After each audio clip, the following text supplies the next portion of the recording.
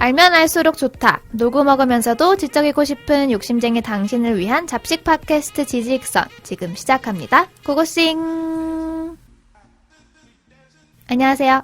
안녕하세요. 안녕하세요. 이 세상에 속지 마자 내가 짱이다 안내입니다. 김범래입니다. 근데 요즘 느끼는 건데 뭔가 자기소개가 이제 좀 부끄러워졌어요. 초심을 잃은 거예요. 아 그래요? 아니 한번 바꿔봐요. 정답은 없다. 내가 찾은 답만 있을 뿐. 앤서입니다. 지구가 멸망해도 일기를 쓴다 똘기입니다. 후원 읽고 시작하겠습니다. 레오파드님이 데이를 위하여 2 편에 5,000원 후원해 주셨고요. 시드락 포에버님께서 76회 소수 에피소드에 2,000원 후원해 주셨습니다. 감사합니다. 감사합니다. 댓글 읽고 시작하겠습니다. 레오파드님이 후원과 함께 데이를 위하여 편에 많이 듣지는 못했지만 이 주제 정말 재밌다. 질문 하나하나가 마음의 갈등을 유발하는 신선한 발제였다. 안느님 수고하셨다. 라고 남겨주셨습니다.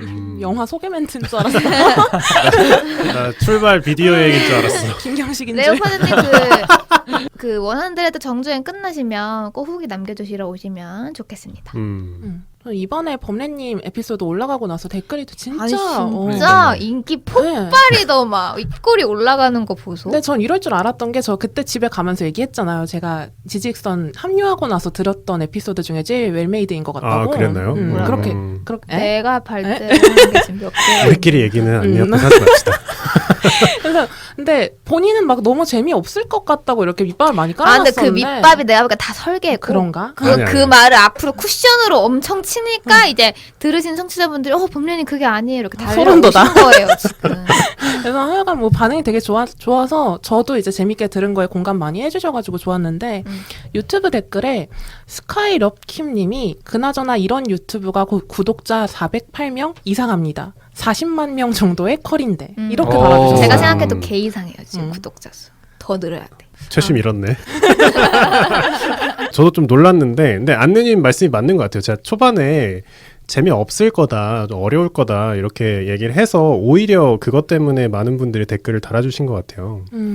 저는 좀 의외였습니다. 제가 이제 나름대로 지지익선의 빅데이터를 모으고 있는데 좋아하는 에피소드, 그러니까 조회수가 잘 나오고 댓글이 많이 달리는 에피소드를 나름은 분석을 하고 있는데 그 결과 완전 다른 에피소드였거든요. 근데 이렇게 좋아해 주시는 분이 많아서 이쪽으로도 좀 몇 개를 더 준비해보면 좋겠다라는 생각이 들었던 회차였고 댓글을 너무 많이 달아주셨는데 그중에 하나 읽어보면 너무 재밌다 님께서 존내 씨의 존내 쉬운 수학이라더니 제가 개 웃겼어요. 저 사실 이거 읽으려고 읽었어요. 너무 웃겼어. 이것만 읽으면 될 것 같아. 네, 그래서 이게 너무 웃기더라고요. 이런 책이 있어도 잘 팔릴 것 같아요. 이게 아마 제가 알기로는 어느 웹툰에서 나온 걸로 알고 있어요. 그 하이델롱님도 개꿀잼입니다. 범례님 평생 어디 가지 마시고 지직선과 함께 하시라고. 이건 다 캡처해서 어디 걸어놔야 돼. 못 나가게. 이 얘기를 해도 되나? 하는 거 보고 결정하겠습니다. 저 말을 술자리가 생기면 무조건 해요. 너 하는 거 봐서라. 똘기님 후기 궁금하다. 소수 후기요? 에피소드 들었죠? 아, 예, 들었죠. 어땠어요? 저도 사실은 공감해요. 다 들었어요? 솔직히 가슴에 손을 얹고 얘기해봐요. 정말 처음부터 끝까지 다 들었다? 정말 다 들었어요. 왜 날 못 설거지 하면서 다 들었고 빨래 걷고 하면서 다 들었고 진짜 내가 빠져도 되는 걸까? 이렇게 재밌어도 되나? 라는 생각이 들 정도로 약간 위치가 불안하다는 느낌이 좀 들었어요. 약간 긴장해야겠다라는 생각이 들었고 아니나 다를까 댓글을 보니까 저를 찾으시는 분들은 전혀 없죠? 전혀 없진 않았어요. 단 한 분도 없으셨던 것 같아요. 네, 두 분 있었어요. 그래서 제가 그분들을 좀 이렇게 언급해드리면서 좀 고마움을 표현하려고요. 그 시드락 포에버님이 중간에 진짜 똘기님 빼고 한 분 한 분 다 맞아요. 태그 해가지고 처음부터 없었던 것 마냥 자연스럽게 웃겨. 아쉽단 말도 없어. 아무런 언급이 없어. 저는 근데 시드락 포에버님이 마음속으로는 저를 찾으셨다고 믿고 있습니다. 아. 실제로 밖으로 찾아주신 분은 충무로역 1번 출구님 그렇죠. 그리고 황당보도님이 저를 찾아주셨어요. 그리고 댓글 하나만 더 읽어도 되나요? 네. 처음 뵙는 분인 것 같아요. 엄이라는 아이디를 사용하고 계신데 제가 종종 언급을 하는데 저는 저희 에피소드나 지지익선에 대한 반대 의견도 굉장히 좋아해요. 댓글로 달리는 걸. 이제 이분이 23회 좀 옛날 건데 혐오의 시대에 댓글을 달아주셨는데 서로의 주장이 약간 어그레시브하고 편파적이어서 듣기가 힘들었다. 어디 있죠? 그래서 절이 싫으면 중이 떠나는 게 맞으니까 나중에 기회가 되면 뵙겠습니다. 이런 댓글을 달아주셨는데 아, 물론 이런 댓글을 달아주셨으니까 지금은 안 듣고 계실 거라고 생각이 들지만 이런 뭔가 피드백 저는 정말 좋아합니다. 사실 저희가 기획 단계에서 그런 걸 기획한 적도 있어요. 약간 맞짱 토론처럼 맞아요. 하나의 주제를 가지고 정말 피 터지게 한번 싸우는 회차를 만들어보자라고 했는데 사실 이런 거에 또 불편함을 느끼시는 분들이 있다는 걸 확인할 수 있는 피드백이었어서 좀 이런 댓글을 달아주신 거에 대한 감사의 말씀을 좀 드리고 싶었습니다. 오늘의 주제는 명품입니다. 와, 내가 이거를 발전한 날이 오는구나. 왜요? 명품. 왜요? 그냥요. 하고 싶었던 거예요? 약간 협찬 노리시는 것 같은데. 그러니까 좀 의외지 않아요, 주제가? 여러분도 어땠어요? 아니, 안느님이랑 잘 어울려요. 재밌겠다 이 네. 생각 딱 좋았다. 들었는데. 그러니까 우리 네? 4명 중에는 명품이랑 가장 일가견이 있는 사람은 네. 안내지 않을까? 근데 제가 제 인생에 명품이라는 건 만난 지 얼마 안 됐어요. 아, 그래요? 저는 명품에 관심이 없었어요. 음. 왜냐면은, 그러니까 저는 약간 이런 사람입니다. 가방, 명품 가방 하나 살 바에 나이키 운동화 10개 사지. 이런 스타일이에요. 가성비충. 그러니까 스타일이 달라요. 아. 제가 좋아하는 스타일이 지금은 아닌데 네. 예전에 명품 시장의 어떤 액세서리들, 의류들, 가방들은 제가 추구하는 패션 스타일과 거리가 너무 멀었어요. 무슨 말인지 알죠? 엘레강스하고 너무 약간 제가 들 그게 아닌. 안느님은 그런- 스트리트인데. 네, 저는 약간 좀 네. 편하고 이런 거, 좀 힙한 거 좋아하는 맞아요. 사람인데 네.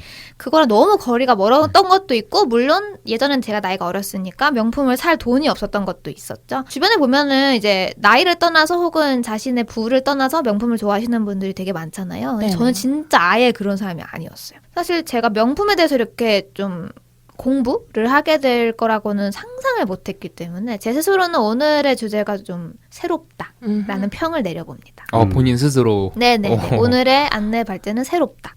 명품을 첫 구매한 게 진짜 얼마 안 돼요. 내 인생 첫 명품. 근데 그 명품이라는 게 어디가 시작이에요? 뭘 명품이라고 생각하는 거예요? 그거에 대해서 이제 오늘 얘기를 좀 한번 해볼 건데 네. 이게 명품이라는 게 사실 예전부터 있었던 거라서 시의성이 없다라고 생각할 수 있겠지만 지금보다 명품이 핫했던 적이 없어요. 왜요? 왜냐면 지금 다들 코로나 때문에 소비가 위축될 것이다. 특히나 럭셔리 쇼핑은 더 위축될 것이다라고 예상을 했지만 놀랍게도 명품업계 회사들은 승승장구를 하고 있습니다. 그러니까. 이 코로나 와중에도. 그래서 사실 코로나가 한창 심할 때 우리나라에서 특히 샤넬 혹은 뭐 루이비통 관련해서 가격 인상 그리고 오픈런이라는 단어가 있더라고요. 문 열자마자 네네. 뛰어들어가는. 기사로 많이 봤어요. 그렇죠. 그런 현상 때문에 지금 명품 업계가 되게 관심을 받고 있어요. 명품 업계가 관심 받는 게 아니라 소비자가 관심을 받는 거죠. 왜 이런 코로나 시대에 명품의 소비가 늘어나는가? 이것 때문에 기사에서 명품 업계 기사가 되게 자주 올라오고 있고요. 그러니까 유명한 명품 업계들이 가격이 정말 높아지는 상황이에요, 지금. 그래서 어떻게 보면 시의성이 없다고도 볼 수 있지만 동시에 시의성이 있을 수밖에 없는 명품에 대해서 얘기를 해보려고 하는데 서론 부분에는 이제 현 상황에 대해서 좀 얘기를 해볼게요. 네. 그러니까 지금 많이 보실 수 있는 기사를 제가 요약을 해드리는 느낌인 건데 지금 7월 기준 오프라인 유통업체 및 해외 유명 브랜드 매출 신장률은 마이너스 2.1%, 그러니까 오프라인 전체 매출이 마이너스 2.1%인데 그러니까 역성장을 한 거죠. 근데 해외 유명 브랜드만 플러스 32%래요. 와. 사실 명품업계의 큰 손이라고 불리는 소비업계는 우리나라가 아니라 원래 중국, 미국 요 시장인데 한국 명품 시장만 이례적으로 예년과 비슷하거나 더 성장한 수준을 유지하고 있다. 라는 결과가 있습니다. 그래서 이제 글로벌 시장조사 기관인 유로모니터라는 곳에서 우리나라만 마이너스 1% 찍고 중국은 마이너스 22%, 미국은 마이너스 25%로 명품 매출이 부진할 것이라고 전망하고 있다고 해요. 우리나라만 제자리 걸음. 사실 이게 성장이라고 봐야 되는 거죠, 오히려. 그래서 이게 왜 그럴까 하고 이제 한국 시장을 분석한 기사가 있더라고요. 저는 이게 좀 흥미로웠는데 한국의 결혼 풍속의 변화가 명품 불패의 한 요인이다라고 보고 있더라고요. 이 네 분 중에 저희 결혼하신 분이 딱 한 분 계시죠, 범례님. 네. 네. 근데 범례님도 결혼한 지 꽤 됐잖아요. 그렇죠. 그러니까 왜냐면 지금 결혼한 게 아니잖아. 횟수로는 2년이죠. 얼마 안 됐구나. 뭐 언제 결혼했다고 생각하는 거야? 저 최소한 4, 5년인 줄 알았는데 2년. 안누님 처음 만났을 때 결혼한 지 4개월 됐을 때였어요. 아, 오케이. 뭐라고 여기서 얘기를 하냐면 예전에는 예물 보석을 종로 귀금속 상가에서 세트로 맞췄는데 요즘에는 해외 럭셔리 브랜드를 단품 위주로 구입하는 경우가 늘어나고 있다. 꾸민비라는 말 아세요? 꾸민비? 꾸민비 알죠? 나만 몰랐어? 어쨌든 꾸민비가 이제 신부에게는 명품 가방, 신랑에게는 명품 시계를 주는 경우가 많아지고 있대요. 뭐 흔히 얘기하는 예물 예단이죠. 그쵸. 근데 이 예물 예단이 형식이 바뀌었다는 거죠. 음. 예전에는 종로시장, 종로상가 가가지고 귀금속을 줬다면 네. 이제는 그냥 백화점 가서 혹은 뭐 아울렛 가서 명품 가방, 맞습니다. 명품 시계를 사는 거예요. 약간 그런 거죠. 사실 가격은 비슷할 수 있어요. 뭐 다이아몬드 반지를 산다고 하면 근데 이왕 큰 돈 들이는 거 그 양가 부모님이나 신랑 신부가 원하는 걸 사주자. 그게 좀 더 강해진 것 같아요. 근데 저는 이제 아쉽게도 예물 예단을 안 하고 결혼을 한 케이스인데 아예 안 했어요? 전혀 안 했어요. 어. 예. 할 걸. 그때 했으면 더 비싸게 팔 수 있었을 거예요. 그러니까. 근데 지금 이제 어쨌든 신랑 신부, 그러니까 신혼부부는 매년 100만 쌍씩 생겨나고 있대요, 한국에서. 근데 그 고정적인 소비 계층이 있는데 매년 그 소비 계층의 선호가 변화하면서 좀 상승한 것 같다. 이렇게 보고 있는 것 같더라고요. 근데 제가 주변에 이제 보면은 결혼하신 분, 여자분, 제 지인분 보면 샤넬백을 받고 결혼을 했어요. 네. 그리고 제 아는 분은 친오빠가 결혼을 해서 이제 본인도 디올백을 받고. 저는 그때만 해도 아 원래 그런가 보다 했어요. 아, 원래 그냥 결혼하면 백 받고 가는 건가 보다. 근데 이게 생겨난 지 얼마 안 된 거라는 거죠. 친오빠가 결혼을 했는데. 그러니까 가족이 다 받은 것 같아. 내가. 오. 사실 근데 생긴 지 얼마 안 됐다기보다는 음. 변화한 지 얼마 안 된 거죠. 그러니까 변화한 지 옛날에는 얼마 안 된 거지. 그 반지라는 게 상징성이 있었어요. 옷가락지라고도 얘기하잖아요. 어르신들이. 그러니까 다이아 반지든 보석 반지를 종로 그 귀금속 상가에서 하는 거 약간 룰이었어요. 근데 이제 정말 요즘은 그 큰 반지 끼고 다니시는 분들이 별로 없잖아요. 그쵸? 심플이 대세고. 그러다 보니까 이제 기왕 큰 돈 들일 거 갖고 싶은 걸 얘기해. 약간 그렇게 바뀐 거죠. 근데 그게 또 공교롭게 거의 다 공통적으로 여자분들은 가방으로 가고 남성분들은 시계로 간다. 이렇게 그죠. 보이나 봐요. 보통 남자는 시계 많이 하거나 벨트 예, 그런 거 많이 하고. 해외 유명 브랜드에서. 근데 그쵸. 시계랑 벨트는 가격 차이 너무 나지 않아요? 예, 벨트를 잘 모르셔서 하는 말씀인 것 같은데. 1도 모르고요. 예. 어쨌든 저는 그래서 그런 사례들을 주변에서 봤는데 그거에 대해서 약간 아 원래 다 이런가 보다 하고 넘겼었거든요. 근데 네. 이게 생겨난 지 얼마 안 된 트렌드다 이렇게 분석을 하더라고요. 그리고 이제 코로나19가 오면서 더 두드러진 게 뭐냐면 신혼여행을 못 가요. 그러니까 갈 그쵸. 수는 있는데 다 네, 제주도로 가는 네. 거죠. 기껏해야. 그러면 이제 지출이 당연히 줄어요. 해외로 가는 것보다 훨씬 줄니까 음. 돈으로 보복 소비를 하는 거예요. 아 보복 소비. 아주 돈줄을 낸다라는 거. 다 후회합니다. 아, 후회 안 할 것 같은데. 어쨌든 이제 롯데백화점, 이런 백화점들에서 뭐라고 밝혔냐면, 올해 5월 초에 해외 보석 및 시계 카테고리의 매출이 지난해 같은 기간 대비 28% 오, 와. 굉장히 많이 올랐네. 증가했다. 코로나 때문이라고 보는 게 맞을 것 같아요. 이런 그러네요. 경우에는. 근데 사실 저도 그 모리셔스라는 아프리카 국가로 해외여행을 갔다 왔는데 그냥 대충 어림잡아도 그때 예산이 800만 원 막 이랬어요. 며칠 동안? 한 일주일 좀 더 넘게. 빡세다잉. 네. 근데 만약 그 돈을 뭔가 아껴서 썼으면은 지금 제주도로 결혼을 가고. 네, 지금 결혼했다는 얘기는 이미 한 1년 전부터 결혼 준비를 했다는 그쵸. 건데 그럼 이렇게 모은 자산들이 있을 거 아니에요. 그게 이제 제주도에서 800만 원 쓰긴 좀 그렇잖아요. 그쵸? 네. 쓸 수야 있겠지만. 쓸 수야 굳이. 있겠지. 굳이. 뭐 아난티 가고 하면 할 수 있겠지. 남의 아난티 가고 막 이러면. 근데 이제 그러지 않으니까 뭔가 남는 거를 뭔가 남겨지는 걸 하나 사자 이런 소비가 있을 수 그렇죠, 있을 것 그렇죠. 같아요. 뭐 꼭 신혼여행뿐만이 아니더라도 제 주변에도 요새는 해외여행을 거의 아예 못 가잖아요. 그래서 아, 그렇죠. 해외여행 원래 뭐 주기적으로 가시는 분들은 그 돈 다른 데 쓰자 해서 명품 사는 분들도 있더라고요. 그리고 또 기사에서 이제 결혼 얘기를 지나서 지금 명품 소비, 대한민국 명품 소비의 큰 손 중에 하나가 20대래요. 맞아.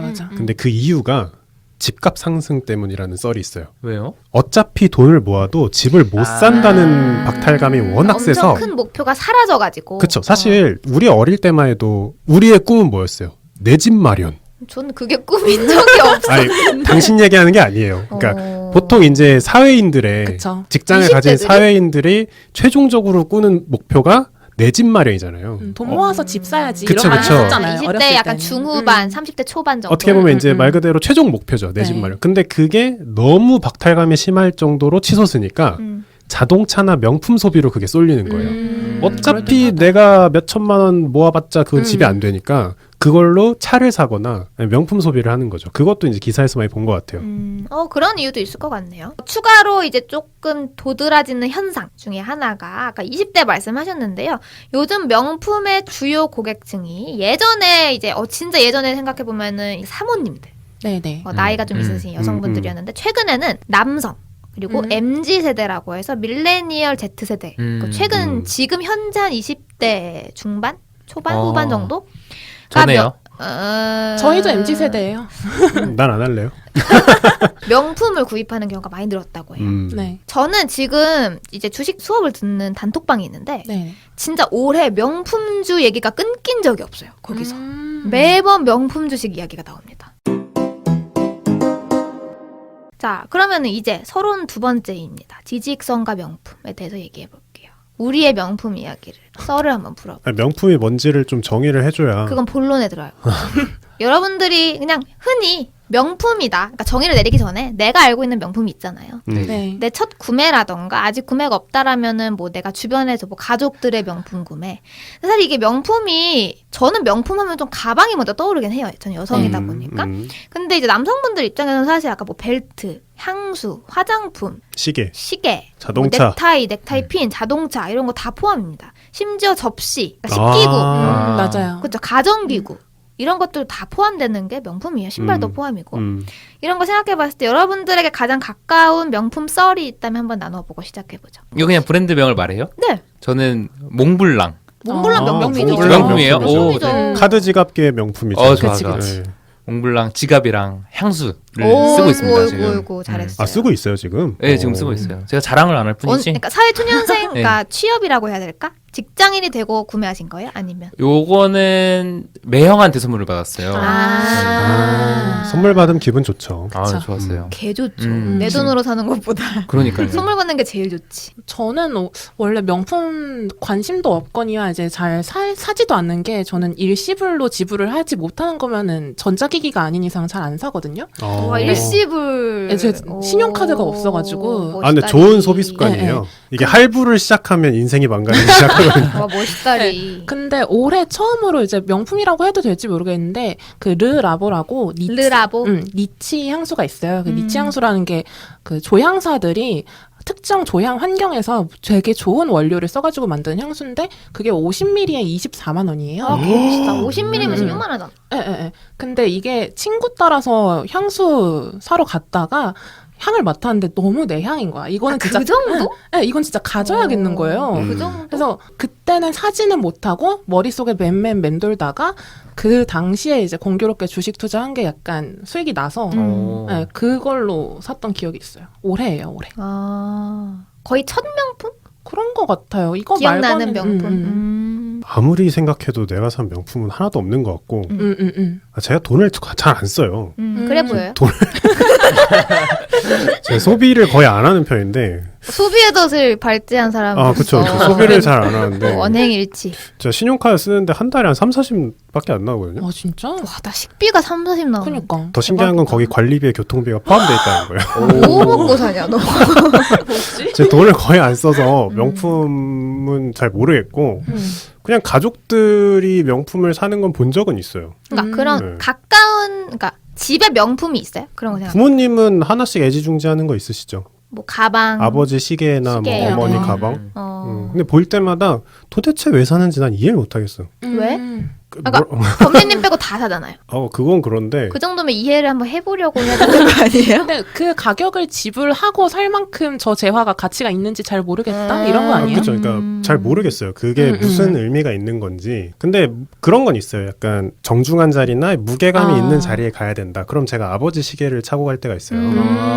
그런 건 알겠는데 근데 그런 살면서 그럴 자리가 몇 개나 있겠어요. 난 그치. 별로 없었거든요. 그래가지고 그것도 내가 차고 싶은 게 아니고 이제 막 옷 입고 가고 있는데 너 그러고 가냐? 약간 그런 거 있잖아요.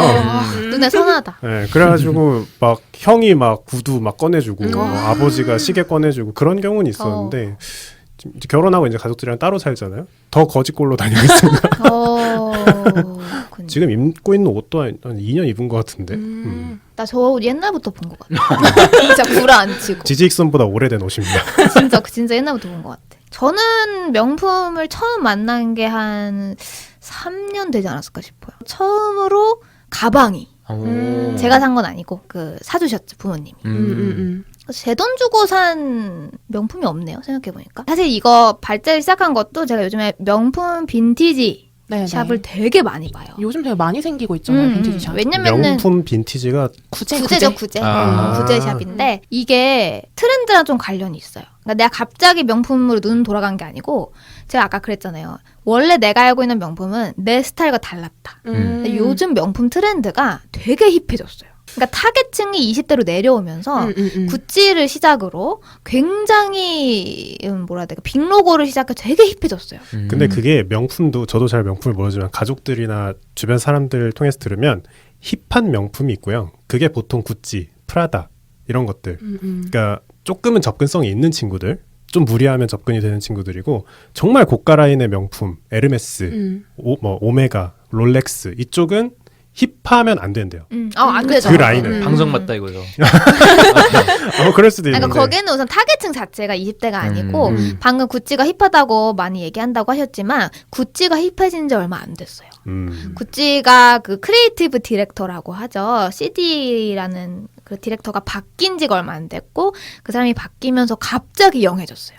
그래서 명품 업계의 20대 타겟을 가장 성공적으로 시작한 게 구찌입니다. 아, 그 스니커즈 같은 것도 고 산물이에요? 그때 나온 거죠. 그 어글리 스니커즈죠. 네네. 어글리 슈즈를 구찌에서 낸 게 되게 잘 됐잖아요.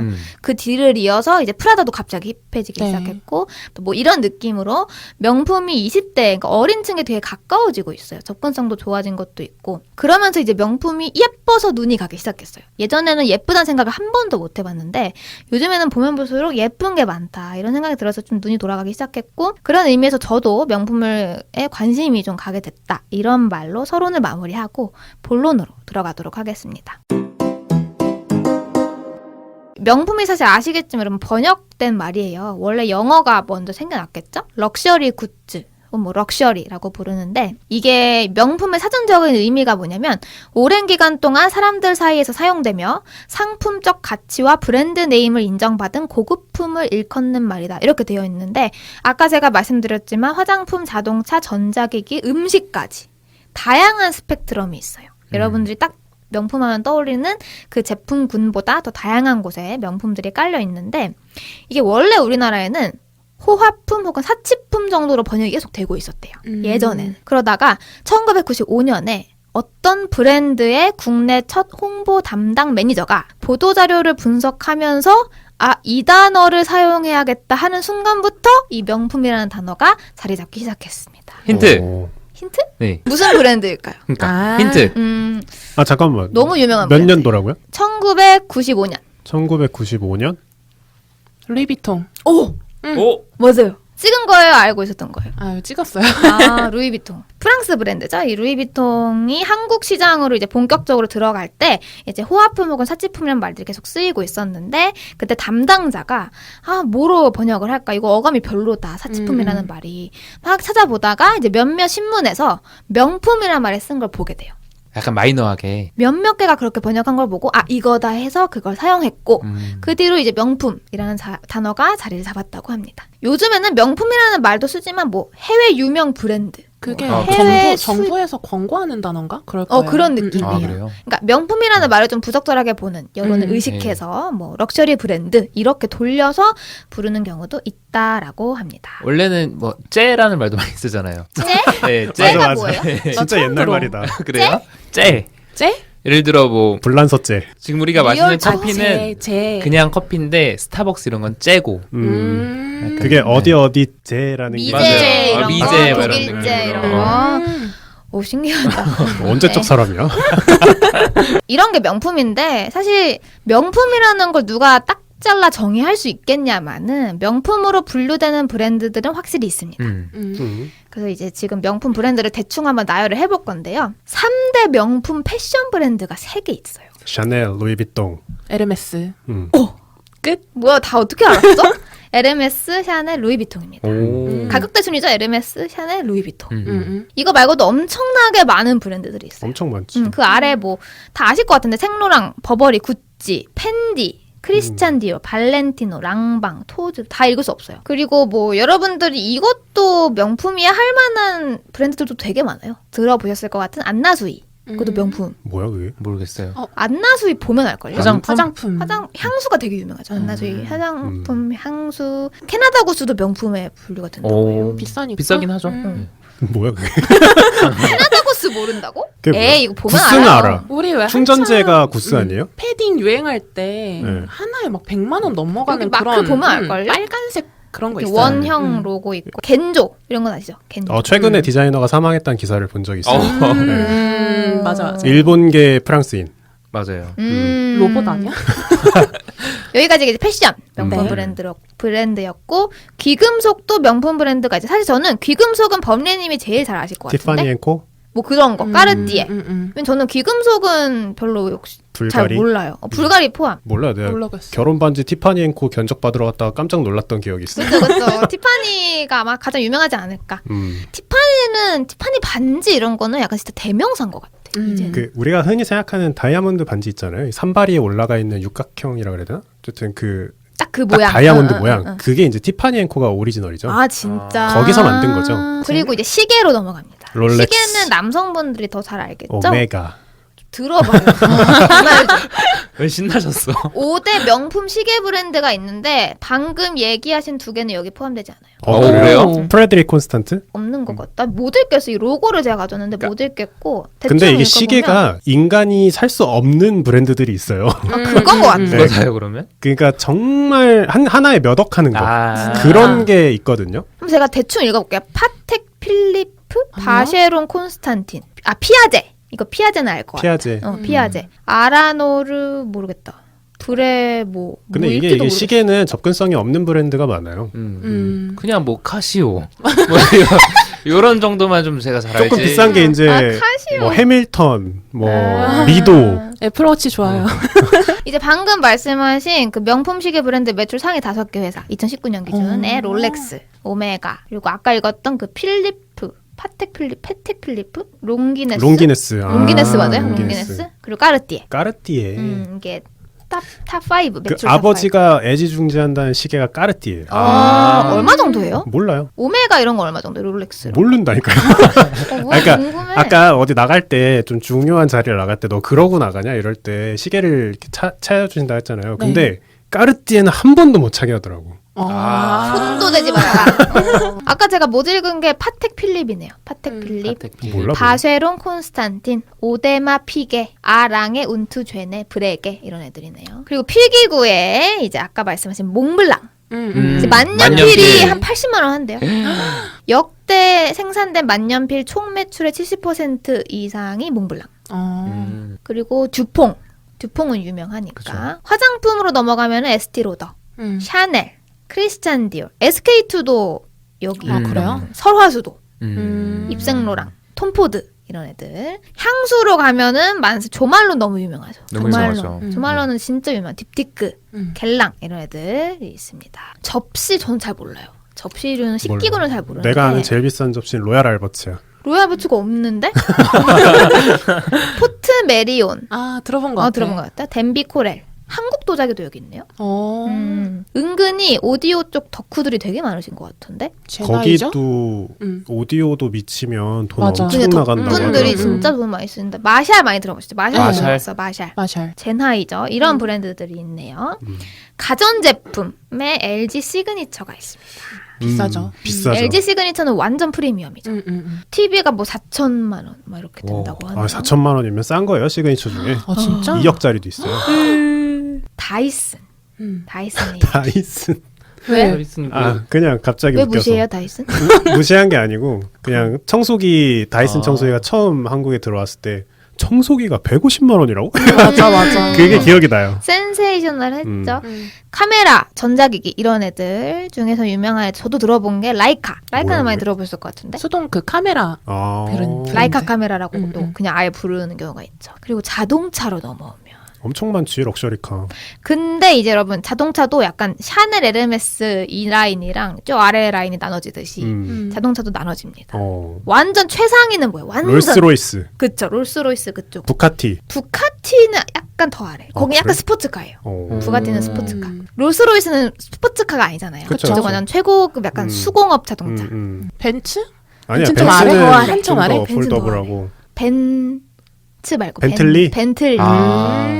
그리고 메르세데스 라인 중에 마이바흐. 마이바흐. 그 밑에로 이제 고성능 스포츠카, 슈퍼카라고 부르죠. 페라리? 여기에 부가티, 음. 람보르기니, 그리고 페라리, 포르쉐, 맥라렌이 뭐예요? 로투스? 맥라렌. 되게 처음 들어보는.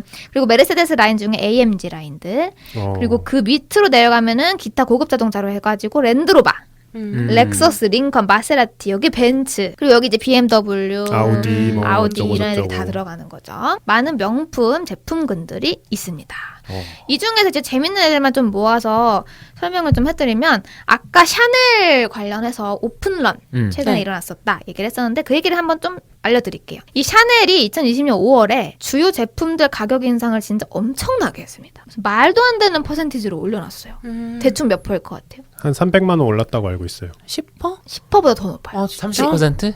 30%였던 것 같은데. 최대로 오른 게 26%. 최대로 많이 오른 게 올랐다. 26%. 그래서 이제는 그 샤넬 가방 1,000만 원 시대. 원래 1,000만 원 넘어가는 게 에르메스 맞아, 요 라인이었는데, 버킨. 그렇죠. 근데 이제 샤넬도 1,000만 원 라인으로 뛰어들게 된 거죠. 그래서 샤테크라는 말이 생겨납니다. 샤넬의 전략이 그 최고의 명품으로 불리는 에르메스를 이제 따라잡으려고, 아예 브랜딩을 그 위쪽으로 가려고 하는 게 아니냐라는 말입니다. 이 우리나라에서 오픈런 현상이 있었을 때 그 주 고객들, 그러니까 그 뛰어들어간 주 고객들의 나이가 10대에서 30대 10대. 초반, 10대도? 10대도 10대에서 30대 초반에 이르는 샤넬 매니아들이었대요. 평균 90년대생들인 거죠. 샤넬 매장 별로 있지도 않은데. 사실 저희가 90년생이 온다라는 발제를 1화 때 했었는데, 네. 그때는 명품 얘기를 안 했던 것 같아요. 그죠? 그죠? 명품 소비에 대한 얘기는 안 했는데, 요즘 명품 소비하면은 가장 스포트라이트를 받는 게 90년생들이에요. 그쵸. 근데 그 90년생이 제 90년생이랑 같은 90년생인가요? 맞아요. 너 친구도 어. 지금 샤넬 가서 명품 사고 있어. 근데 진짜로 럭셔리카 보유자도 90년대생이 굉장히 많고. 그쵸. 진짜 되게 동떨어진 이야기 같아요. 뭐 어쨌든 이제 90년생들은 그때도 얘기 많이 하긴 했는데, 흔히 그러니까 좀 속된 말로 버릇없게 자란 거죠. 그러니까 너무 따뜻한 곳에서 배부르게 자란 거지. 고생도 안 해보고. 그런가? 그래서 명품을 소비한다? 이건 좀 인과가 이상하긴 한데. 근데 여기서 뭐라고 분석을 하냐면, 이런 물질적인 풍요 속에서 자라나서 원하는 걸 가질 수 있었던 사람들인 거예요. 그래서 궁핍을 잘 몰라. 궁핍도 잘 모르고 욜로, 현재를 즐기자, 이런 사람들이 되게 많아서 이거를 또 인스타그램 같은 SNS에 완전히 노출시키는 사람들. 그래서 더더욱이 이쪽으로 가는 게 아니냐. 근데 이 90년대생들은요, 보통 이제 부모님의 카드로 명품을 사는 90년대생들이 이제 유복한 90년생들. 지금 90년대생들 끝물은 좀 빠지셔야 돼요. 그래서 저랑 여기 몇몇 분들 빠지셔야 되고, 유복하지 못하다라고 하면은 아르바이트 해가지고 돈 모아가지고 명품을 사는 경우가 많다. 그 기사 본 것 같아요. 아르바이트해서 명품 산다. 고인공 강남대학교 경영학과 교수님은 뭐라고 했냐면, 우리나라 20대 소비자의 명품 및 명품 모방품 소비 행태에 관한 탐색도 연구라는 곳에서 20대가 명품에 왜 이렇게 열광을 하냐, 그 이유가 젊은 세대는 통제감과 자기 효능감이 강하지 못해서 주변의 분위기에 쉽게 휩쓸리고 과시성 소비에 빠져들 가능성이 높다. 그러니까 자기 중심을 잡지 못하고 남들이랑 자기를 맨날 비교하고, 남들이 사면 같이 사고 싶어하고 되게 휩쓸리기 쉬운 세대다, 이렇게 분석을 하셨더라고요. 안 그래도 그러기 쉬운 세대인데 미디어 자체가 지금 그런 것들에 노출되기가 너무 쉬워져가지고 남들 뭐 사는지 되게 쉽게 볼 수 있잖아요. 이제는. 그래서 그럴 것 같기도 하다. 그러니까 이게 저희가 학생 시절에 노스페이스 패딩 유행처럼 입고 네네. 그거의 가격대가 좀 올라간 버전이라고 보면 되겠네요. 근데 이분이 한 말 중에, 이게 사실 뭐 이게 유명한 말인 것 같긴 한데, 이제는 명품이 뭐냐면 연령이나 소득 수준에 관계없이 모두가 갖고 싶고 가질 수 있고 가져야 하는 물건이 되고 있다. 아, 그 정도로? 저는 여기서 가질 수 있다, 이게 되게 포커스인 것 같아. 그러니까 이게 돈이 없어도 어떻게든 하면 살 수 있는 거예요. 그러니까 뭐 뭐, 빚을 예. 내던 알바를 알바를 하던 해서 할 수 있다라는 게 되게 저는 중요한 것 같다, 이런 생각이 듭니다. 근데 저는 또 개인적으로 이런 샤넬이나 루이비통 같은 브랜드들은 가격 인상을 하면 집중을 받아요. 돌이켜 보면은 이제 명품 카드 보면은 명품 카드도 가격 인상이 엄청납니다. 그 명품 카드는 가격을 내린 적이 없어요, 단 한 번도. 항상 명품 올리면 카드? 올리거든. 차. 아, 명품 카? 차들. 근데 저는 오히려 이제 이런, 어떻게 보면 좀 의류 브랜드, 패션 브랜드가 가격 인상에서 이런 스포트라이트를 받는 것도 마케팅의 일종 같아요. 이런 식으로 가격을 인상하는 것이 것들이 약간 어떻게 보면 노이즈 마케팅. 배블런 효과 일으키려고 일부러 그 배블런 효과라고 그 가격이 올라갈수록 좀 더 사고 싶게 만드는 그런 거. 약간 고급 마케팅, 고가 마케팅. 근데 약간 가격을 올리는 건 그런 배블런 효과도 있겠지만 희소성을 강조하고 싶은 거죠. 아무나 못 사. 왜냐면은 제가 알기로는 샤넬백이 600만 원대에서 900만 원대로 올라온 걸로 알고 네. 있는데 600만 원대라고 하면은 진짜 막 악착같이 월급을 막 반년 정도 뭐 아니면 1년 모아 살 수 있는 금액. 근데 900만 원? 1000만 원은 약간 못 달라. 쓰지. 모았다고 해도 이걸 사기가 선뜻 쉽지 아, 않죠. 그래. 1000만 원이라는 그 무게감은. 그래서 여러분 아까 오픈런 했다는 샤넬 네. 매니아들이 뭘 샀을까요?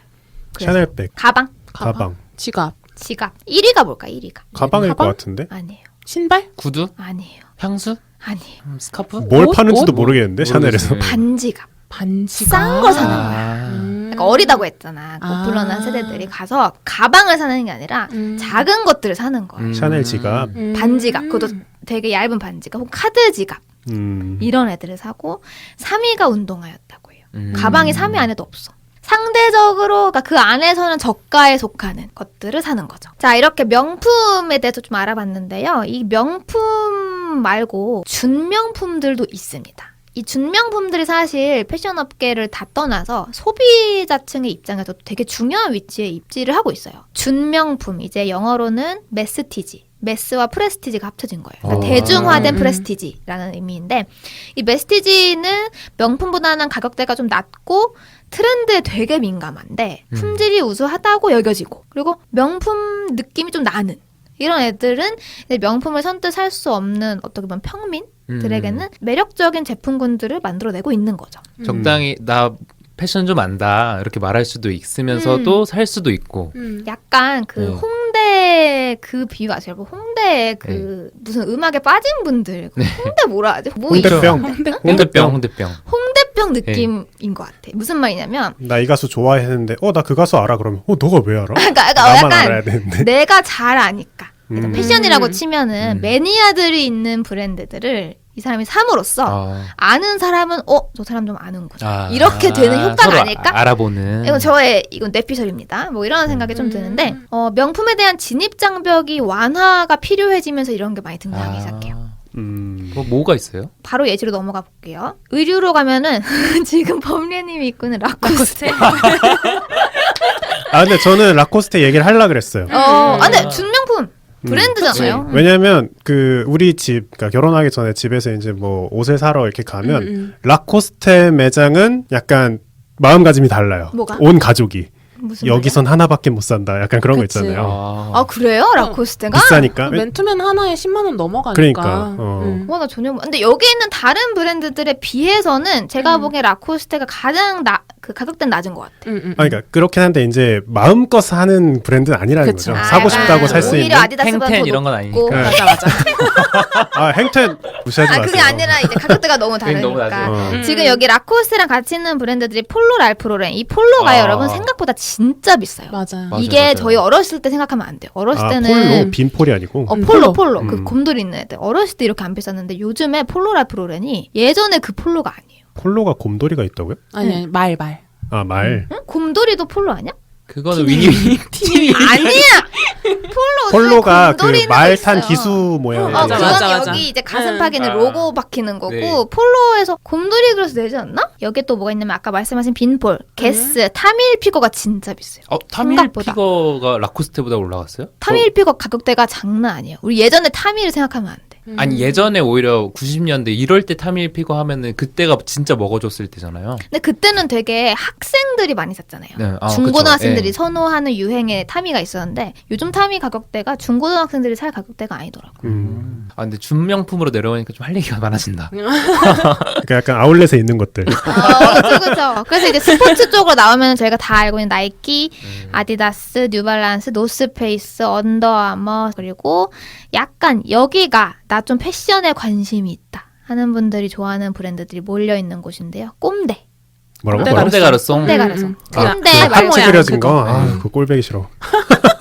아크네, 아, APC, 아페세 이런 거 입는 분들은 다 인스타 가잖아요. 맞아. 똑같아 피드가. 그 인스타 감성 넘치는 피드를 갖고 계신 분들이 이 브랜드를 선호하는 걸 제가 되게 많이 봤습니다. 한 1년 전, 2년 전 꼼데 가루성 엄청 유행했을 때 음. 아, 그걸 입고 있는 사람들이 되게 당당하게 걷고 있는 그 모습이 난 너무 힘든 거예요. 왜? 근데 그게 엄청 유행해서 막 맞아요. 가슴팍에도 맞아, 붙어 맞아. 있고 또 막 로고도 크잖아요. 뭐 신발에도 붙어 있고 그 뭐 가품도 다 엄청 붙어 많이 있고. 나와서. 아, 근데 아직도 인기 많죠? 음. 그 꼼데 뭐 가디건들 근데 이제는 그 빨간 하트가 워낙 거부감이 있는지 색깔이 여러 가지로 나오더라고. 되게 많아요. 그리고 이제 가방 쪽이나 좀 패션 잡화 쪽으로 내려오면 이걸 이제 학생 때 남자친구 여자친구에게 자주 사주는 브랜드들인 것 같아요. 한 번쯤은 다 받아볼 수 브랜드가 아닐까. 뭐 예를 들면 MCM, 아, 토리버치는 조금 가격 있고 메트로시티, 루이카토즈는 진짜 저렴해. 루이카토즈 맞아. 저렴하고 샘소나이트.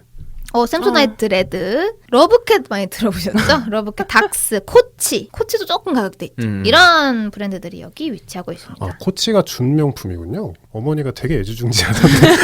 코치도 근데 가격대 뭐 엄청 다양해요. 없잖아요. 루이카토즈보다 훨씬 비쌉니다. 돈 모아서 명품 하나 사드려야겠네. 시계로 내려오면 또 남자분들 아실 것 같은데 해밀턴, 티쏘, 티쏘, 세이코, 미도, 라코. 자동차로 내려오면 소나타.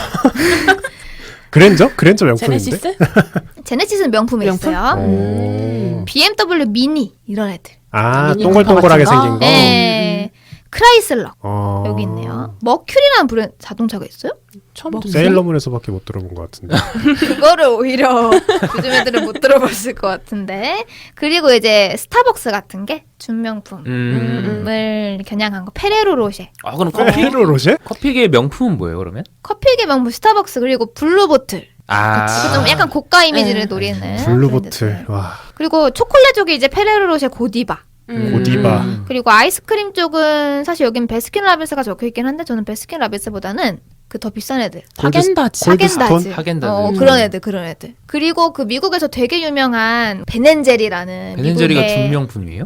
그러니까 미국의 네. 아이스크림 브랜드가 있어요. 거기서는 완전 슈퍼 브랜드거든요. 그쵸. 그러니까 슈퍼마켓 예. 브랜드. 아. 슈퍼마켓 가면 그냥 다 진열되어 있는데 우리나라로 들어오면서 역시 좀 프리미엄이 비싸죠. 붙어서 또 브랜딩을 또 하고 있는 꼴을 볼 수 있죠. 뭐 요 정도가 준명품 시리즈. 중산층의 소득이 상승, 그러니까 중산층의 힘이 세지면서 중산층이 어떤 명품적인 소비는 욕구는 있지만 그 정도까지 돈은 없으니까 이제 디자이너들이 뛰쳐나와가지고 막 만들어내기 시작한 것들입니다.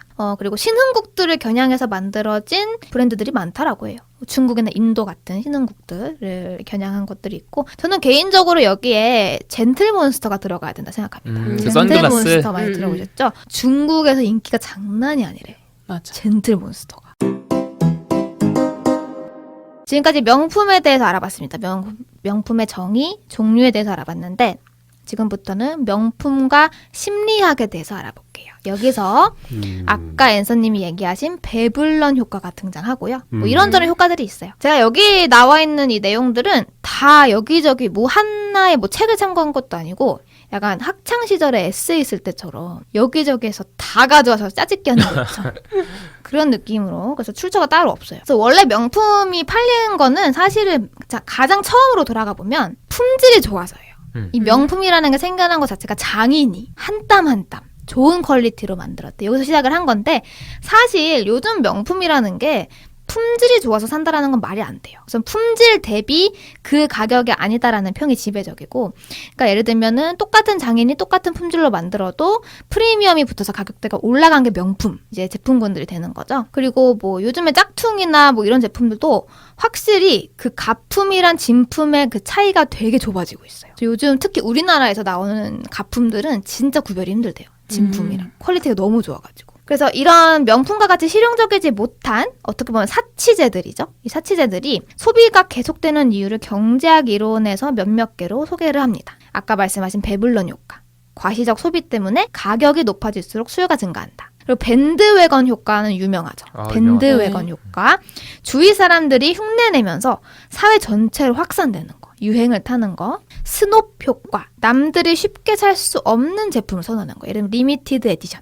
이런 거 붙었다 하면은 가격 프리미엄에도 불구하고 엄청나게 많이 팔리는 상황을 볼 수 있죠. 우리나라에서 사실 너무 유명해진 교수님 중에 저는 서울대 그 김난도 교수님이 그 한 분인 거예요. 아, 너무 트레이니까 유명해지셨죠? 코리아스가? 네. 너무 유명해지셔가지고 이분은 최근 20대, 30대의 명품 소비 형태를 환상형 소비라고 정해요. 환상형 소비. 현실에 만족하지 못한 자신의 모습에 명품을 딱 쥐어줌으로써 아 그래 우리 내 인생은 명품이야 이렇게 믿고 싶다. 그러니까 착각에 빠진 거라는 거죠. 환상형 소비가. 여기다가 약간 비율을 덮어서 피그말리온 효과라는 게 있어요. 이 피그말리온 효과가 뭐냐면 자기 충족적 예언이라고 해서 여러분 그 그리스 로마 신화의 썰 하나 기억나시죠? 그래서 조각상 조각상, 만들었는데 사랑스러운 여인의 모습을 한 조각상을 만들어서 이제 막 사람처럼 대하던 사람을 아프로디테가 보고 도와줘야겠다. 그래서 그 여인상을 진짜 사람으로 만들어준. 간절히 원했더니 실제로 일어난 이런 내용을 피그말리온 효과라고 하는데 계속 명품을 내가 계속 들고 다니면 내가 계속 명품 같은 거야.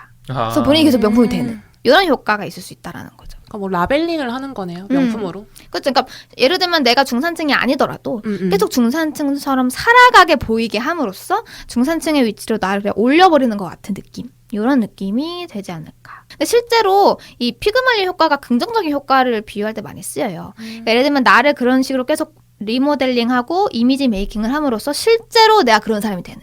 뭐 품위가 있어진다라거나 교양이 있어진다라거나 이런 식으로 들어가는 경우가 있을 수 있습니다. 근데 긍정적인 효과라는 게 말이 되는 게 사실 아까 말씀하신 뭐 시계나 아니면은 정장 같은 거를 좀 가격대가 있는 걸 찾아보면 행동 거지가 조금 더 조심스러워지고 좀 더 기품 있게 되고 맞아요. 품위 있게 하려고 하는 게 있는 것 같아요. 저도 이제 명품 맨 처음에 구매하게 된 계기 중 하나가 좀 아까 범례님이 했던 말이랑 되게 비슷한데 어떤 좀 격식을 차려야 되는 자리에 그런 옷이나 가방을 매므로써 제가 허리도 곧게 서게 되고 약간 말도 조금 정제되게 하게 되고 왜 웃어요? 안내님이 정제되게 한다고 하니까 상상이 안 가서요. 말을 안 하고 있는 거 아닐까요? 재밌네. 알프레드 아들러라는 심리학자 아시죠? 되게 유명한 사람이라서 네네. 이 사람이 열등 콤플렉스라고 주장하기도 해요.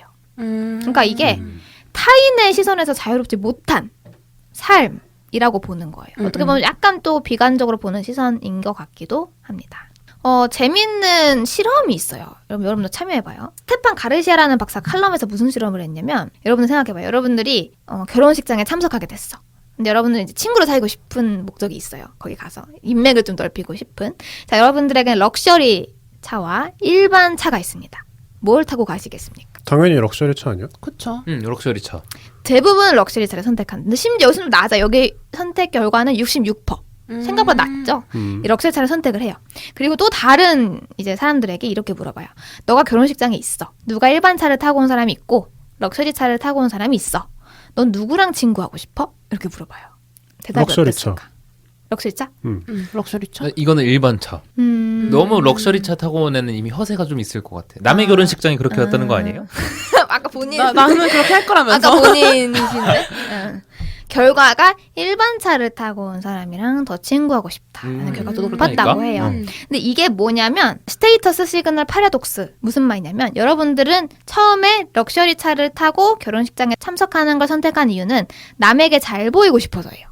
그렇죠? 근데 친구를 사귀고 싶은 그 상대방도 잘 보이고 싶기 때문에 자기보다 너무 위에 있는 것 같은 사람 즉 내가 이 사람과 친구를 함으로써 내가 좀 들러리가 되고 병풍이 될 것 같은 사람을 피한다는 거예요. 그래서 오히려 여러분들이 친구를 사귀고 싶다고 해서 명품을 든다라는 거는 이제 역설이다. 이런 실험 결과가 있어요. 그게 그냥 럭셔리 차라고 퉁쳤지만 어마어마한 럭셔리 차인가 보네요. 그런 조건은 없어요. 어마어마한 럭셔리 차라는 건 없고 그냥 럭셔리 차와 일반 차. 근데 이게 사실 뭐 가방, 뭐 어떤 내 몸에 있는 디자이너 로고들이 얼마나 있냐 이런 거에도 사실 좀 동일한 게 적용이 된다 생각해요. 어떤 사람은 뭐라고 하냐면 이게 결국에는 명품을 드는 게 관계가 목적이 아니다. 특권 의식이 목적이다.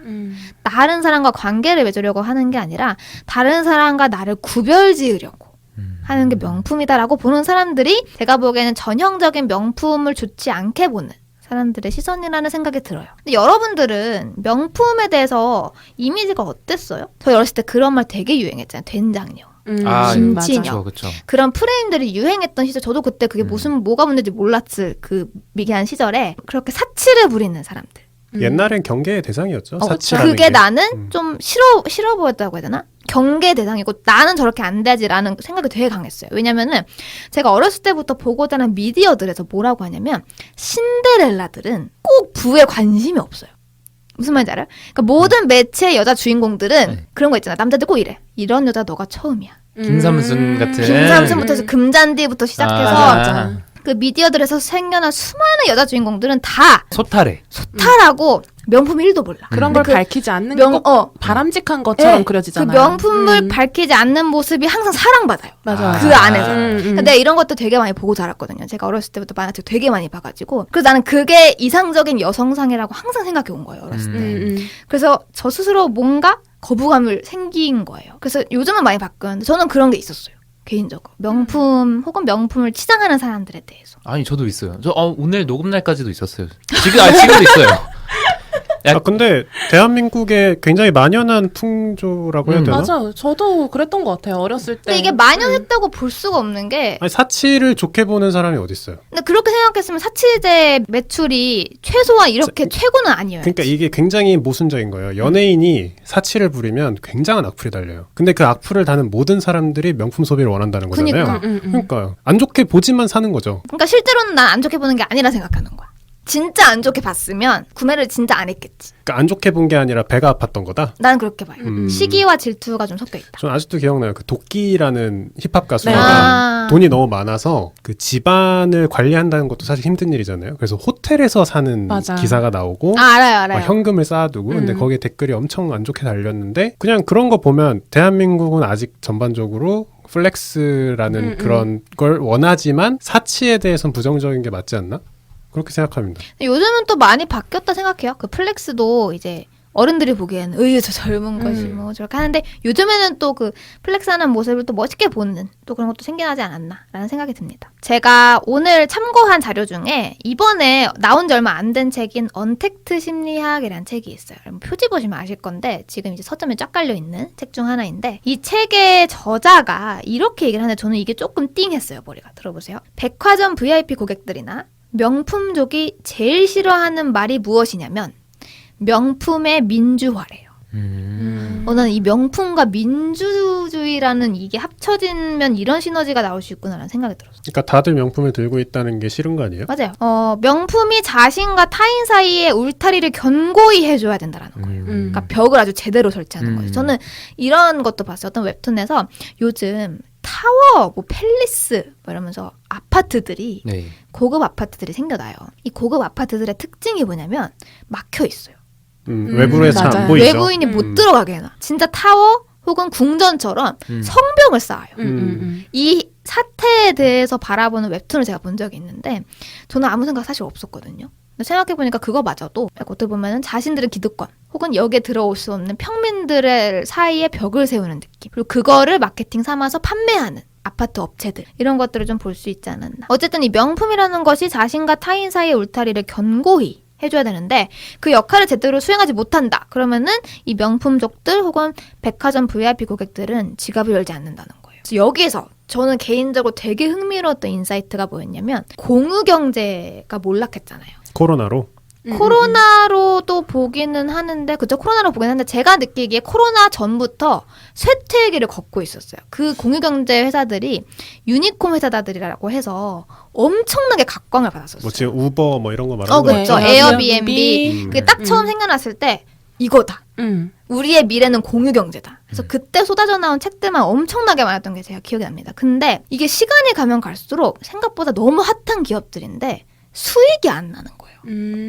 제가 그때야 기억이 나요. 너무 핫한 기업들인데 적자 보고 수익이 안 나고 그때쯤에 제가 딱 생각하기에 코로나가 터졌다. 이건 뭐 저의 생각이지만 이 책에서도 그 공유경제, 유니콘 기업들의 실패를 어떻게 바라보냐면 진짜 세상을 지배할 것만 같았던 공유경제 사회.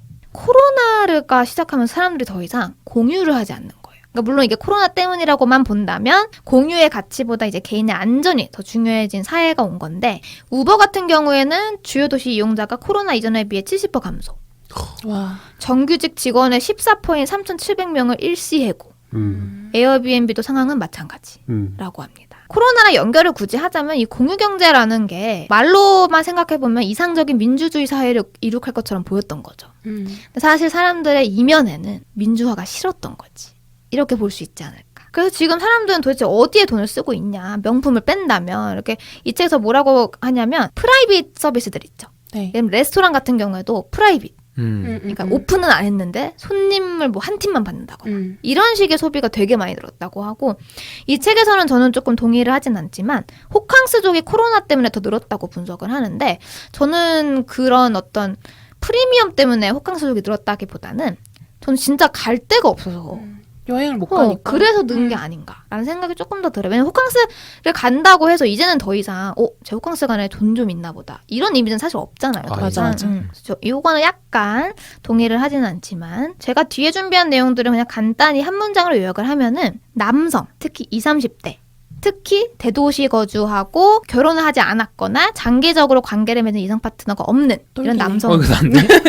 20, 30대의 남성들이 최근 굉장히 중요한 소비층으로 부상하고 있다고 합니다. 명품 명품 브랜드. 업계 쪽에서. 그리고 진화심리학의 고영건 교수님이 이걸 어떻게 봤냐면 번식 경쟁이다. 더 좋은 남자로 보이기 위해서. 예스, 짝짓기 경쟁에서 살아남기 위해서다라고 보고 있어요. 아유, 빨리 결혼해서 다행이다. 과시적인 소비, 남성들에게 과시적인 소비가 테스토스테론 수치가 실제로 상승한대요. 진짜? 포르쉐를 몰 때. 약간 진짜 짝짓기 전략이 일환이다. 나 어떻게 살고 있는 거지? 님 잘 살고 계세요. 에스트로겐 분비하면서. 에스트로겐 분비되나 설거지하는 게 그렇게 재밌던데. 네, 그래서 사실 오늘 조금 본론이 이 정도로 급하게 마무리를 할 건데 지금 남은 한 5분 동안만 저희가 토론을 해보고 끝내도록 할 5분 건데 토론. 토론이라기보다는 제가 보기에 의견 표명하고 끝나지 않을까. 사실 오늘 주제에서 제가 중점으로 다루고 싶었던 것 중에 하나가 그러니까 파노플리 효과라고 해서요. 소비자가 특정 상품을 구매함으로써 같은 상품을 소비하는 집단에 소속되어 있다고 느끼는 현상. 즉, 내가 명품을 삼으로써 내 스스로가 최상위층으로 올라가는 듯한 효과를 누리기 위해서 20, 30대들이 명품을 구매하고 있는 거라면 과연 명품이 우리를 구제해 줄 수 있을 것인가에 대한 생각이 궁금합니다.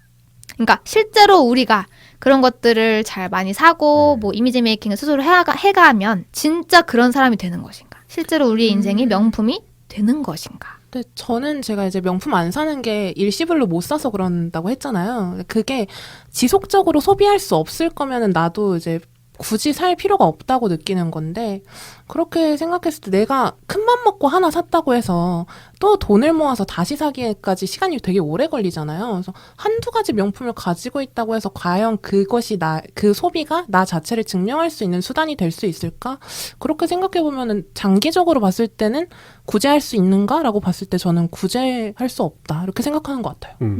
사치로 산다면. 사치로 산다면 저도 비슷한 의견인 것 같아요. 저는 주변에 이제 친구 중에 잘 사는 애들이 몇 명 있어요.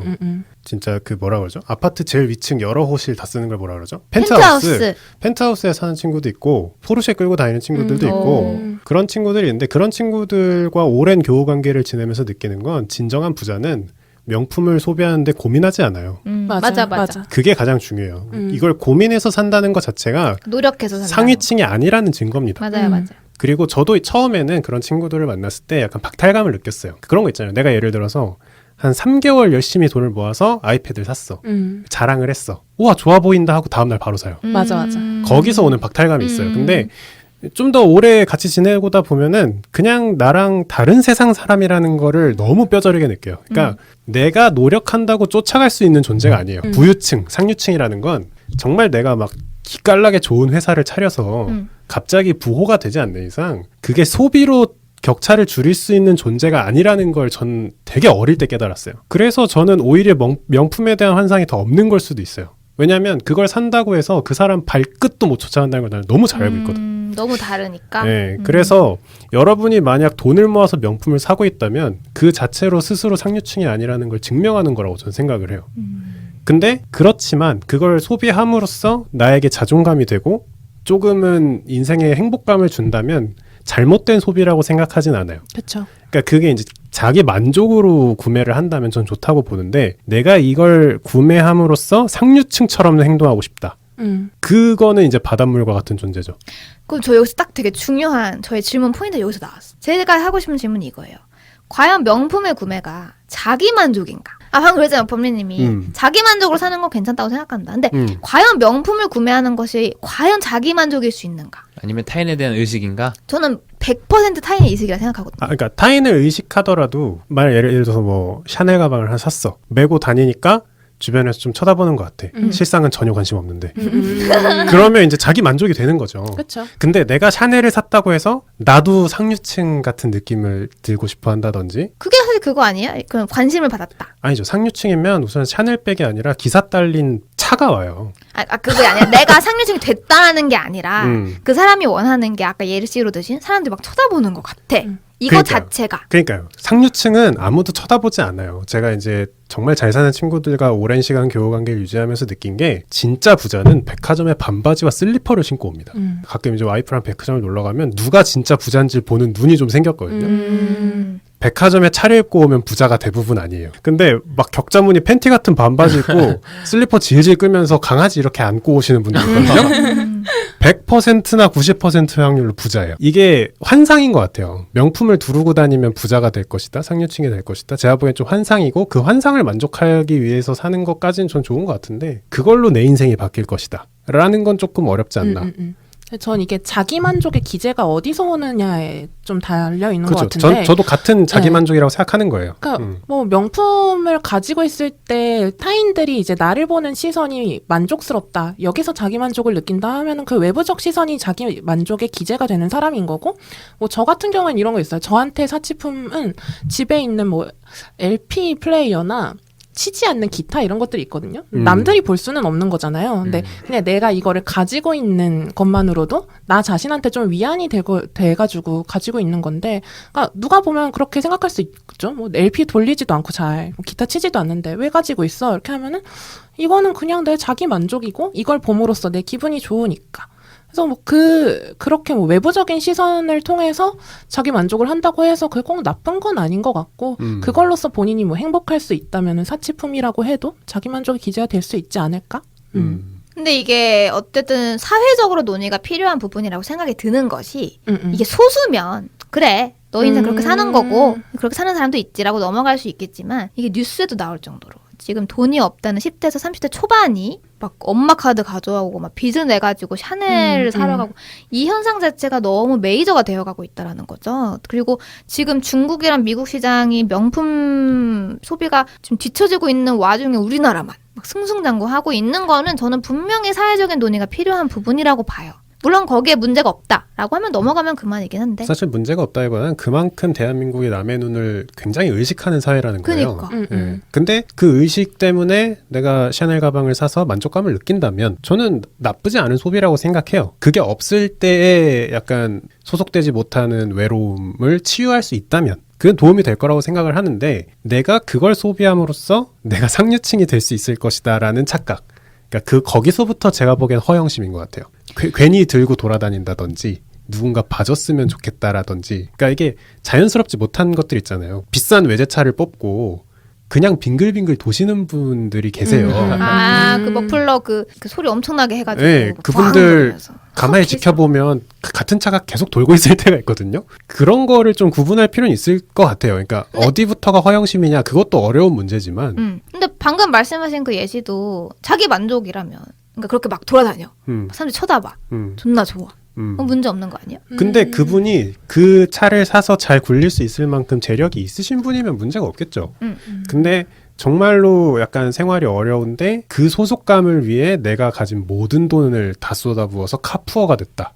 그러면 이제 사회적으로 문제가 될 수 있겠죠. 그러니까 그 인생의 문제는 사실 그 사람의 인생인데 사회적으로 봤을 때 그런 사람이 많이 생긴다는 건 확실히 기회비용 손실이 생기는 거거든요. 맞아요. 저도 안느님 지금 말씀하신 포인트로 봤을 때는 국가적으로 보면은 장기적으로 봤을 때 그 개개인들이 이제 돈을 모으기 시작하는 나이라고 생각하는 개개인들이 돈을 모으지 않고 사치품에다가 많은 돈을 투자를 한다. 그렇게 해서 점점 저축을 하지 않고 좀 장기적으로 나중에 빚을 많이 지게 된다? 뭐 그런 식으로 생각했을 때 국가적인 부채가 더 늘어날 수도 있는 것이고 그렇게 생각하면은 거시적으로 봤을 때는 부정적으로 볼 수 있을 것 같아요. 근데 중독 현상은 어디에 갖다 붙여도 다 나쁜 거거든요. 게임도 적당히 하면 그쵸. 좋은데 중독되면 나쁜 거듯이 저는 이게 정도의 차이가 있다고 보는 게 이 명품이라는 걸 사서 얻게 되는 심리적인 만족감을 이런 걸 사면 좋구나.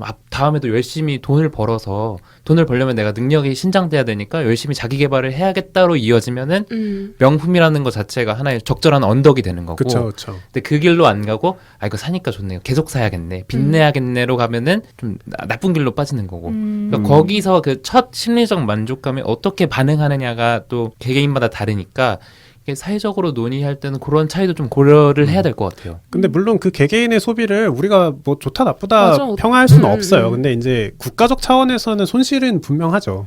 그리고 부자인 친구들을 오랜 기간 봐오면서 느낀 게 아까 안느님도 중간에 언급하셨지만 여러분이 쫓아갈 수 없을 정도로 더 멀리 가요. 예를 들어서 옛날에 샤넬백이 부자의 뭔가 상징이었다면 다른 사람이 샤넬백을 사죠? 그 사람들은 샤넬백을 안 매요. 버려요. 뭐 중고로 팔든. 그리고 제가 최근에 본 기사에 그게 있었어요. 인간이 이제 살만해지면 차별을 두기 시작하잖아요. 안느님 말씀처럼. 그게 처음엔 식이었대요. 식. 맛집을 찾아다닌다든지 비싼 레스토랑을 간다든지 우리 그 2000년대 초반만 해도 레스토랑에 가서 밥을 먹고 약간 맞아, 패밀리 맞아. 레스토랑, 패밀리 레스토랑 이런 게 럭셔리의 상징이었죠. 정말 그 뭔가 초등학생부터 시작해서 대학생 때까지 약간 럭셔리의 상징이었어요. 아웃백 스테이크를 먹었다. TGIF 갔다. TGI 프라이데이 갔다. 뭐 베니건스를 갔다. 근데 이제 그것도 이제 다 할 수 있어. 왜냐면 중산층이 많이 발달했거든. 그래서 바뀌는 게 의. 옷으로 따돌리는 거예요. 의는 이제 눈으로 보이는 거여서 슬프다. 따돌린다는 게 왕따 시킨다는 게 네네. 아니고 따돌리고 뭔지 알죠. 앞으로 치고 나간다는 치고 거죠. 나간다. 네. 그래서 의니까 눈으로 보이는 거. 차, 옷, 가방. 그리고 이제 이것도 안느님 말씀처럼 따라잡히고 있어요. 그럼 그 다음이 뭐냐? 주. 주라는 거예요. 너 술. 어디 살아? 타워 팰리스 아니, 살아. 아니, 술이 아니고 너 어디 도곡동에 살아? 음. 했을 때 나 한남동 살아. 나 뭐 흑석동 살아. 한강 보여.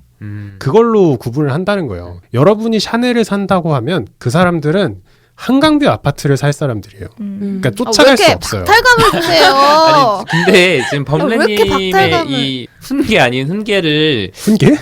뭐랄까 요 말씀을 듣고도 명품 사는 분들이 딱히 위축될 것 같지 않은 게 그분들이 초상류층이 되려고 명품을 산다기보다는 한층 더 올라가려고 한 개 두 개 층 올라가려고 소비를 하는 거여서 그러니까 그런 만족이나 네. 기폭제를 위해 사는 건 좋은데 따라잡고 싶고 그렇게 살아보고 싶고 상류층의 삶을 누려보고 싶고 그 만족감은 물론 제 짧은 식견이지만 채워지지 않을 거라고 보는 거예요. 소비를 한다고 해서. 차라리 통장에 몇 억이 들어있는 게 좀 더 그게 가능성이 있지 내가 1000만 원짜리 가방을 산다고 해서 그 사람들처럼 살 수는 없을 거라는 거죠. 그렇죠. 주객이 전도되면 안 되는 거죠. 예.